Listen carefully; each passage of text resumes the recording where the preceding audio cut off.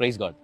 ఈరోజు మీ వాగ్దానం ఒకసారి తీసి చదివితే చాలామంది ప్రామిస్ కార్డ్ తీసుకున్నప్పుడు ఈ సంవత్సరం నాకు మంచిది వచ్చింది, ఈ సంవత్సరం నాకు సరిగ్గా రాలేదు, నేను కోరుకున్నది రాలేదు, ఇట్లా చాలా అంటూ ఉంటారు. కానీ దేవుని దగ్గర నుంచి వచ్చిన మాట ఏది కూడా వ్యర్థంగా పోదు. అయితే మనం దాన్ని సరిగ్గా చదవలేదేమో అని నేను అనుకుంటాను. ఈసారి మీరు వాగ్దానము తీశారు కదా, ఈ వాగ్దానానికి నాకు 4 క్వశ్చన్స్ ఉన్నాయి. ఆ 4 క్వశ్చన్స్కి ఆన్సర్ని కామెంట్ సెక్షన్లో పెట్టండి. మీ వాగ్దానము ఎవరు రాశారు? ఫస్ట్ క్వశ్చన్, మీ వాగ్దానము ఏ పుస్తకంలో అయితే ఉందో ఆ పుస్తకం ఎవరు రాశారు? రెండవది, ఎందుకు రాశారు? అంటే ఏ కాంటెక్స్లో అది రాయబడింది, ఏ సందర్భంలో రాయబడింది? మూడవది, ఏ సంవత్సరంలో రాసి ఉండొచ్చు సుమారుగా? యూ డూ యూర్ రీసెర్చ్, ఏ సంవత్సరంలో ఆ పుస్తకం ఆ సందర్భం రాయబడింది?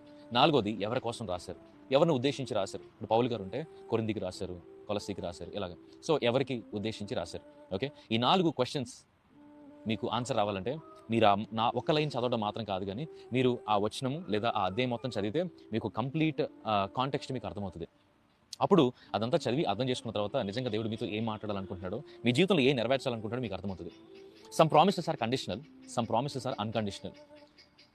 ఒక సంవత్సరం మీకు అన్కండిషనల్ ప్రామిస్ రావచ్చు, ఒక సంవత్సరం మీకు కండిషనల్ ప్రామిస్ రావచ్చు. ఓకే, అన్కండిషనల్ ప్రామిస్ ఎలా ఉంటుందంటే, దేవుడు అబ్రహాముతో చేసిన వాగ్దానం లాగా, యెహోవా ఆదికాండం 12వ అధ్యాయంలో, యెహోవా నీవు లేచి నీ దేశం నుండి, నీ బంధువుల యొద్ద నుండి, నీ తండ్రి ఇంటి నుండి బయలుదేరి నేను నీకు చూపించే దేశమునకు వెళ్ళుము. నిన్ను గొప్ప జనముగా చేసి నేను ఆశీర్వదించదను, నీ నామమును గొప్ప చేసేదను, నీవు ఆశీర్వాదముగా నుండువు. నేను ఆశీర్వదించు వారిని ఆశీర్వదించదను, నేను దూషించు వారిని శపించదను. భూమి యొక్క సమస్త వంశములు నీ యందు ఆశీర్వదింపబడనని అబ్రహాముతో అనగా. ఇందులో దేవుడు కండిషన్ ఏం పెట్టలేదు.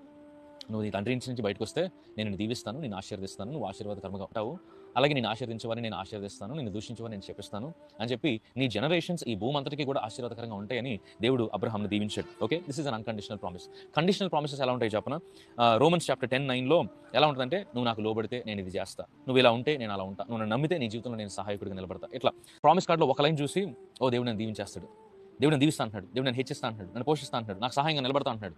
కానీ అందులో కండిషన్ ఉందా, కండిషన్ లేదా అనేది మనకు తెలియదు. కాబట్టి ఎప్పుడైతే మీరు ఎంటైర్ వచనాన్ని చదువుతారో అప్పుడు మీకు ఆ కాంటెక్స్ట్ ఏంటనేది అర్థమవుతుంది. సో మీ ప్రామిస్ కండిషనల్లా అన్కండిషనల్ అనేది మీకు తెలియాలి. ఎప్పుడైతే దేవుడు ఇచ్చిన వాగ్దానాన్ని ఇలా చదివి అలా పక్కన పడేస్తారో, ఆయనకి అవిధేయులుగా జీవిస్తున్నట్టు, ఆయన వాగ్దానాన్ని విలువగా ఎంచనట్లు, అటువంటిప్పుడు అది మీ జీవితం నెరవేరదు. ఎప్పుడైతే దాన్ని మీ చేత పట్టుకొని మీరు దాన్ని చదివి దాన్ని ధ్యానించి దానిలో ఉన్న అర్థాన్ని మీరు తెలుసుకుంటారో, అప్పుడు దేవునికి మీరు విలువనిస్తే దేవుడు మీకు విలువగా చూస్తాడు. నన్ను గణపరిచేవారిని నేను గణపరుస్తున్నాను, నన్ను ప్రేమించేవారిని నేను ప్రేమిస్తాను. ఈ రోజు ఆయన ప్రేమించేవారిగా ఉందాం, ఆయన గణపరిచి ఆయన ఆరాధిద్దాం, ఆయన వాగ్దానాలు మన జీవితంలో స్వతంత్రించుకుందాం. God bless you.